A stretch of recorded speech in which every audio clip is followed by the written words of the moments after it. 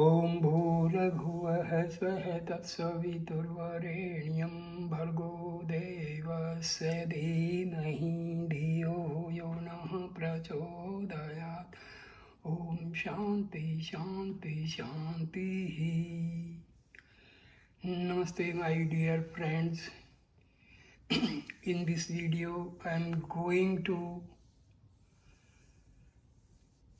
give glimpses of the sayings of Bhagavan Sri Ramakrishna Paramahansa. So I start the video with the first saying, you see many stars in the sky at night, but not when the sun rises. You therefore say that there are no stars in the heaven during the day, O man, because you cannot find God in the days of your ignorance. Say not that there is no God. Man suffers so much simply for want of devotion to God. One should therefore adopt such means as would help the thought of God to arise in the mind at the last moment of one's life. The means is practice of devotion to God. There are pearls in the deep sea, but you must hazard all perils to get them. If you fail to get at them by a single dive, do not conclude that the sea is without them. Dive again and again, and you are sure to be rewarded in the end. So also in the quest for the Lord, if your first attempt to see Him proves fruitless, do not lose heart. It is power of Brahma in man that causes the mind and the intellect and the senses to perform their functions, and when that power ceases to act, these also stop work. A man who spends his time in discussing the good and bad qualities of others simply wastes his own time, for it is time spent neither in thinking about one's own self nor about the Supreme Self, but in fruitless thinking of others' selves. Be not a traitor to your thoughts, be sincere, act according to your thoughts, and you shall surely succeed. Pray with a sincere and simple heart, and your prayers will be heard. One is safe to live in the world if one has viveka, discrimination of the real from the unreal, and vairagya, dispassion, and along with these intense devotion to God. The magnetic needle always points to the north, and hence it is that the sailing vessel does not lose her direction. So long as the heart of man is directed towards God, he cannot be lost in the ocean of worldliness. He is a true man who is dead even in this life, that is, whose passions and propensities have been curbed to extinction as in a dead body. Seekest thou God, then see whom in man his divinity is manifest, more in man than in any other object. Man is the greatest manifestation of God.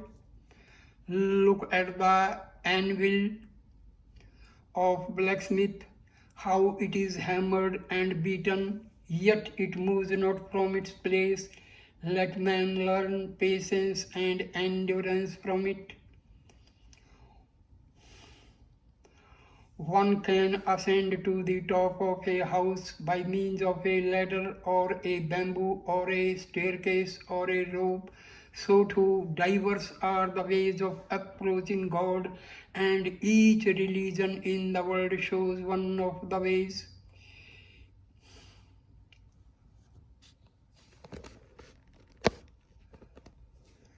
In this age, work without devotion to God has no legs to stand upon. It is like a foundation on stand.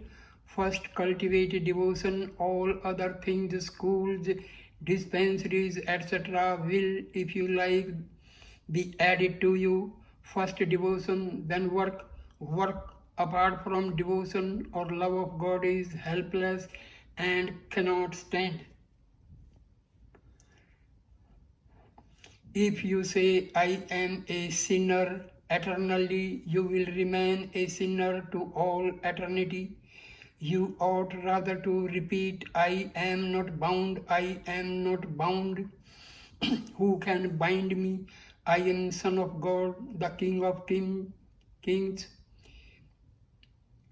He who thinks that he is a jiva verily remains as a jiva, but he who considers himself to be God verily becomes a God. As one thinks, so does one become. Do not let worldly thoughts and anxieties disturb your mind. Purify the spectacles of your mind, and you will see that the world is God. As the dawn heralds the sun, so sincerity, unselfishness, purity, and righteousness precede the advent of Lord. The more is a man's attachment to the world, the less is he likely to attain knowledge. The less his attachment to the world, the more is the probability of his gaining knowledge. Give up everything to him, resign yourself to him, and there will be no more trouble for you. Then you will come to know that everything is done by his will.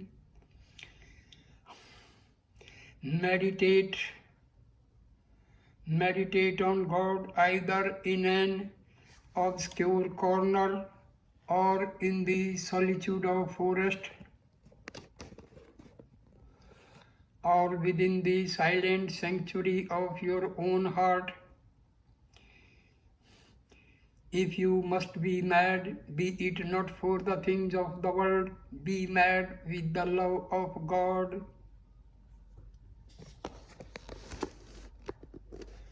As soft clay easily takes an impression but not hard stone, so also divine wisdom impresses itself on the heart of a devotee but not on a bound soul.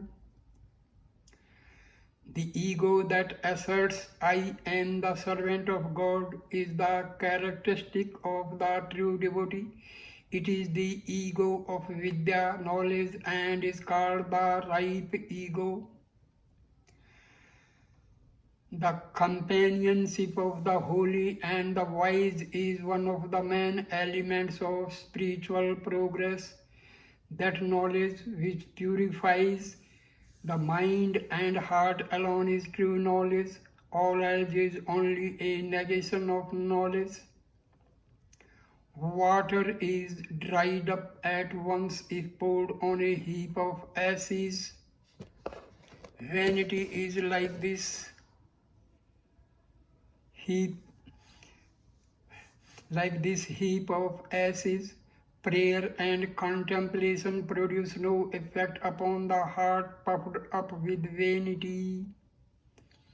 He alone is the true teacher who is illumined by the light of true knowledge. Sugar and sand may be mixed together, but the ant rejects the sand and carries away the grains of sugar. So the holy Paramhansas and pious men successfully sift the good from the bad.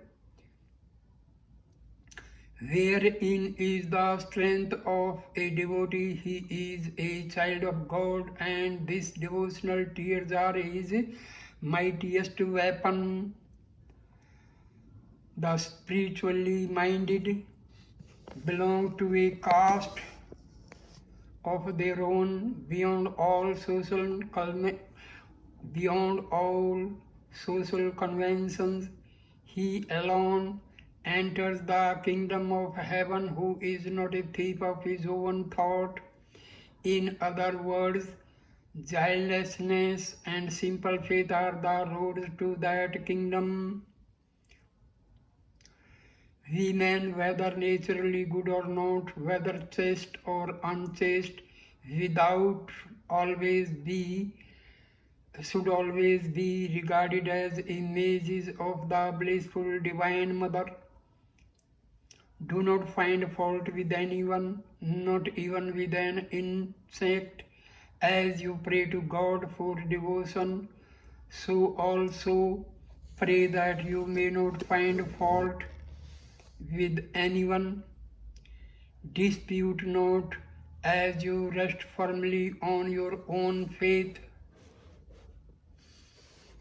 and opinion. Allow others also equal liberty to stand by their own faith and opinion.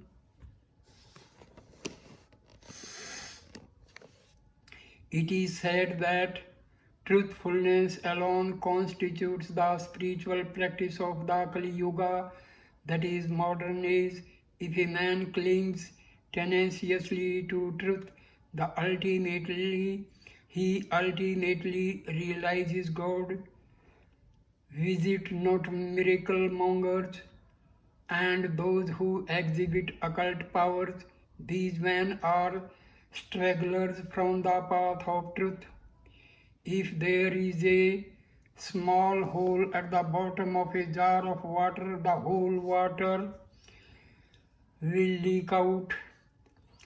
Similarly, if there is the smallest tinge of worldliness in the aspirant, all his exertions will come to naught. The soiled mirror never reflects the rays of the sun.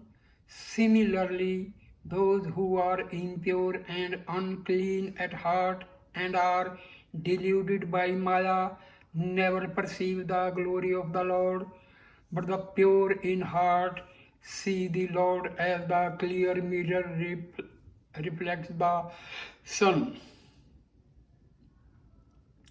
Money can fetch you bread alone. Do not consider it as your sole end and aim. He is truly a man to whom money is only a servant. But on the other hand, those who do not know how to make a proper use of it hardly deserve to be called men. The sun can give heat and light to the whole world, but he cannot do so when the clouds shut out his rays. Similarly, as long as egotism veils the heart, God cannot shine upon it. The young bamboo can be easily bent, but the full-grown bamboo breaks when it is bent with force. It is easy to bend the young heart towards God, but the untrained heart of the old escapes the hold whenever it is drawn. Men are of two classes. Man in name only, Manus, and the awakened man, Manhuns. Those who thirst after God alone belong to the latter class. Those who are mad after women and gold are all ordinary men, man in name only. Rainwater never stands on high ground, but runs down to the lowest level. So also the mercy of God remains in the hearts of the lowly, but drains off from those of the vain and proud. Those who wish to attain God or make progress in their devotional practices should particularly guard themselves against the snares of lust and wealth, Otherwise, they can never attain perfection. Do not talk of social reform. Well, you may do so after realizing God. Remember, the rishis of old gave up the world in order to attain God. This is the one thing needful. All other things shall be added to you if indeed you dare to have them. First see God and then talk of lectures and social reforms. The true nature of the jiva is eternal existence, knowledge, bliss, that is called Sat Chit Ananda. It is due to egotism that he is limited by so many upadhis, limiting adjuncts, and has forgotten his real nature. If you can find out the nature of Maya, the universal illusion, it will fly away from you just as a thief runs away when detected. The cat catches her kitten with her teeth and they are not hurt. But when a mouse is so caught, it dies. Thus Maya never kills the devotee, though it destroys others. He is born in vain who, having attained the human birth so difficult to get, does not attempt to realize God in this very life. Jiva is Shiva, all living beings are God. Who then dare talk of showing mercy to them? Not mercy but service, for man must be regarded as God.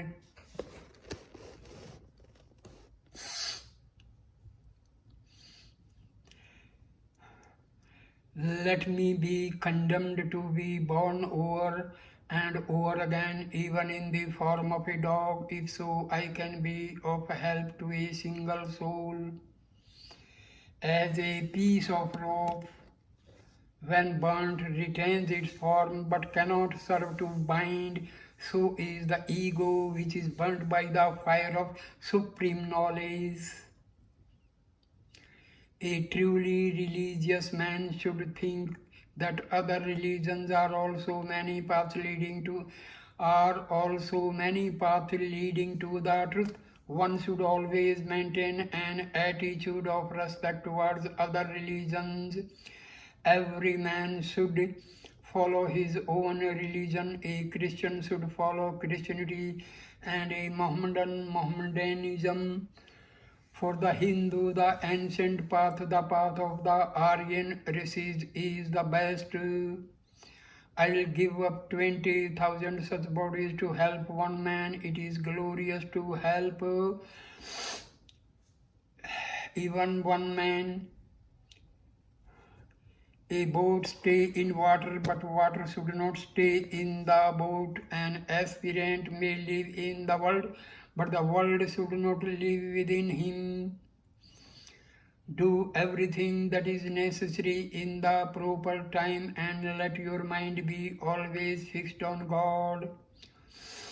All religions are true. God can be reached by different religions. Many rivers flow by many ways, but they fall into the sea. There all are one. The trees laden with fruits always bend low. If you wish to be great, be lowly and meek. Be as devoid of a vanity as the cast of a leaf carried by the high wind. God cannot be seen so long as there is the slightest taint of desire. Therefore, have your minor desires satisfied and renounce the major ones through right reasoning and discrimination. So here ends this video. My dear friends, please show this video to your children, other family members, your friend, and share this video to many people as a duty to preach your Sanatana Dharma. Thank you for watching this video with devotion and with due respect. Please share, comment and like the video and subscribe the channel.